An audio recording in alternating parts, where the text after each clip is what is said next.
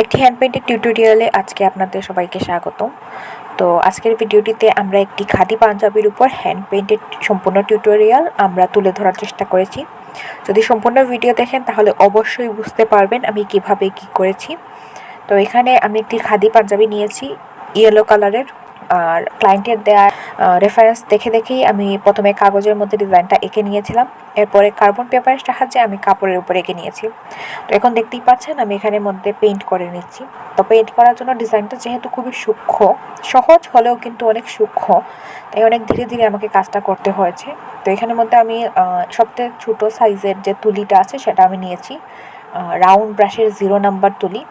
তো তুলি কিংবা পেইন্ট আপনারা কিন্তু যে কোনো হার্ডওয়্যার দোকানে আপনারা পেয়ে যাবেন, কিংবা অনলাইন বিভিন্ন পেজ থেকেও কিন্তু আপনি কিনতে পারেন। কিনলে মোটামুটি যাতে বিশ্বাস আছে এরকম একটা জায়গা থেকে কিনবেন, কারণ সব কিছুরই কিন্তু ডুপ্লিকেট পাওয়া যায়।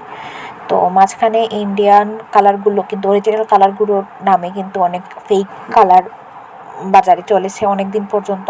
তো ডেফিনেটলি চেষ্টা করবেন যেখান থেকে কিনেন 100% শিওর হয়ে অ্যাকুরেট প্রোডাক্টটা কিনবেন। যেহেতু আপনি টাকাটা দিবেন অরিজিনাল প্রোডাক্টের জন্য, তাহলে কেন আপনি ফেকটা দিয়ে কাজ করবেন?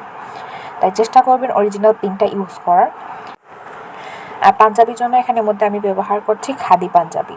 যেহেতু হ্যান্ড পেইন্টের কাজটা অনেক কষ্ট করেই আপনি করবেন, আপনি নিজের জন্য করেন অথবা অর্ডারের জন্য করেন, আপনি ডেফিনেটলি চেষ্টা করবেন ভালো কোয়ালিটির কাপড়ের উপরে পেইন্টগুলো করতে, কারণ আফটারঅল আপনি অনেক কষ্ট করে কাজগুলো করবেন। তো যাতে অনেক লং টাইম পর্যন্ত ক্লায়েন্ট এগুলো রাখতে পারে, এজন্য আপনি চেষ্টা করবেন কাপড়ের কোয়ালিটিটা বেটার দেওয়ার। কারণ অনেক পাঞ্জাবি, কম দামের অনেক পাঞ্জাবিও কিন্তু আপনি মার্কেটে পেয়ে যাবেন, যেগুলো কিন্তু 1-2 বার ওয়াশ করার পরেই খুবই খারাপ অবস্থা হয়ে যায় কাপড়ের। তো ওইগুলোতে অ্যাকচুয়ালি পেইন্ট করে তেমন একটা লাভ নেই, কারণ এটা খুব একটা লং টাইম চলবে না।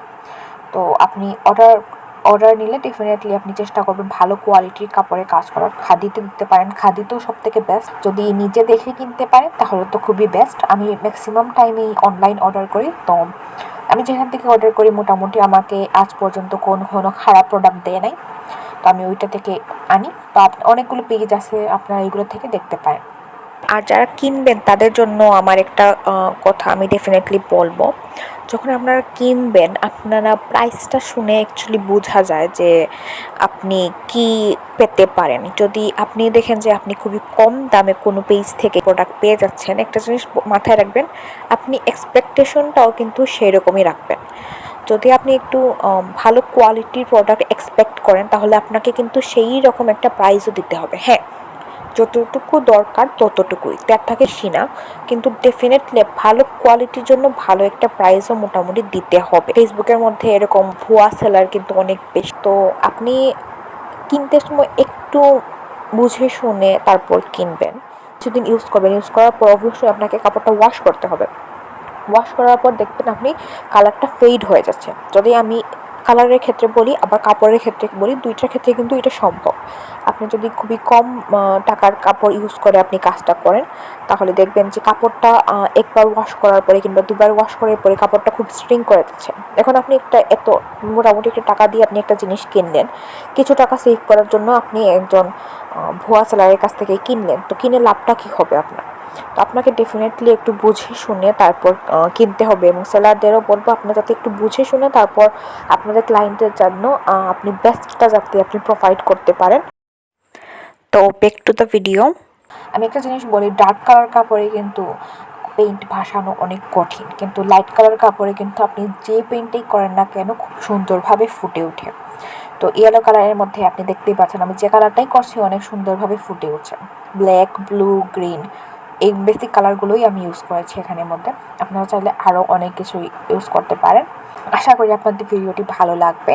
যদি ভিডিওটি ভালো লাগে তাহলে অবশ্যই আমার চ্যানেলটি সাবস্ক্রাইব করে রাখবেন এবং ভিডিওটিতে লাইক এবং কমেন্টের মাধ্যমে আমাদের সাথে যুক্ত থাকবেন।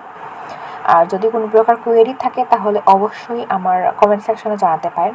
আর হ্যান্ড পেইন্ট রিলেটেড কাজ যদি আপনাদের ভালো লাগে কিংবা হ্যান্ড পেইন্টের কোনো কিছু যদি আপনারা নিজের কালেকশনে রাখতে চান, sari, Punjabi, dress, one piece এগুলো, তাহলে অবশ্যই আমার পেজটা ভিজিট করবেন।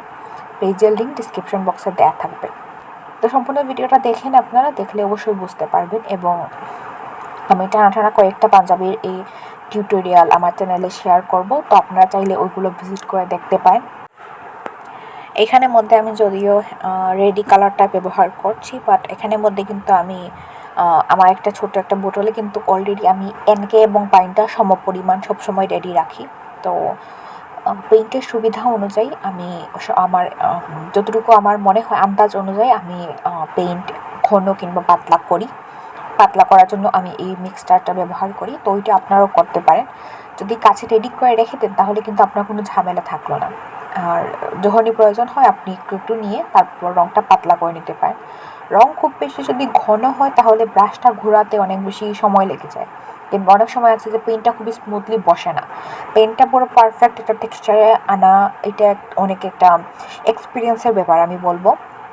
তো করতে করতে দেখবেন আপনারও একটা আইডিয়া হয়ে যাবে যে কতটুকু পাতলা হলে আপনার রঙটা পারফেক্ট আছে, আপনার ব্রাশটা সুন্দরভাবে ঘোরানো যাবে। তো এটা আপনার করতে পারেন।